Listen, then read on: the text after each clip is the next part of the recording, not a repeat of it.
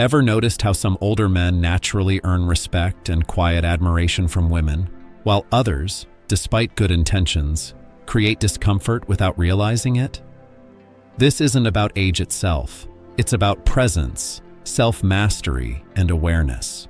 And for any man committed to growth, dignity, and meaningful connection, this is a conversation worth having. Today, through the lens of Stoic philosophy, we're going to uncover 3 common mistakes that can cause older men to come across as unsettling or intrusive, and more importantly, how to eliminate these patterns entirely. Stay with me, because understanding this can permanently change how people experience you. The first pitfall is what I call outcome attachment and the illusion of control.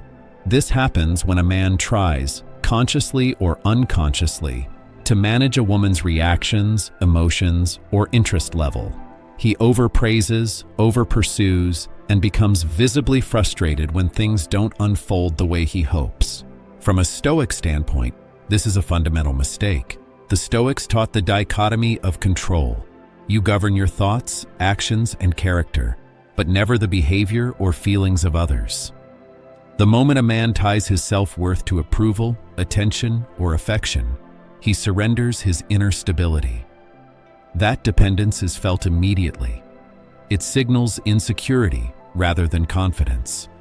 A grounded Stoic man offers his presence fully, acts with integrity, and then releases the outcome. He values connection, but his peace does not depend on it. This emotional independence, this calm self-possession, is quietly magnetic. The second pitfall is living in past achievements and entitlement. This shows up when a man constantly references former successes, name drops, or implies that his age or experience entitles him to admiration. Conversations become monologues. Younger perspectives are dismissed. Listening disappears. Stoicism dismantles this behavior completely. True worth exists in present character, not former victories. Past accomplishments are history, not credentials for current respect. Expecting admiration without earning it violates Stoic humility. A Stoic man doesn't need to announce his value. He demonstrates it through how he listens, how he treats others, and how he carries himself in the moment. He understands that wisdom grows through curiosity, not dominance. This presence, open, attentive, and grounded, creates safety and genuine attraction. The third and most damaging pitfall is emotional volatility and lack of self-regulation. This occurs when frustration, insecurity, anger, or neediness spill into interactions. A man becomes reactive, overly sensitive, or unpredictable. Regardless of age, this signals immaturity. Stoicism is fundamentally about self-mastery. Seneca, Marcus Aurelius, and Epictetus all emphasized command over one's internal state. A man who lacks emotional regulation feels unstable, and instability never inspires trust.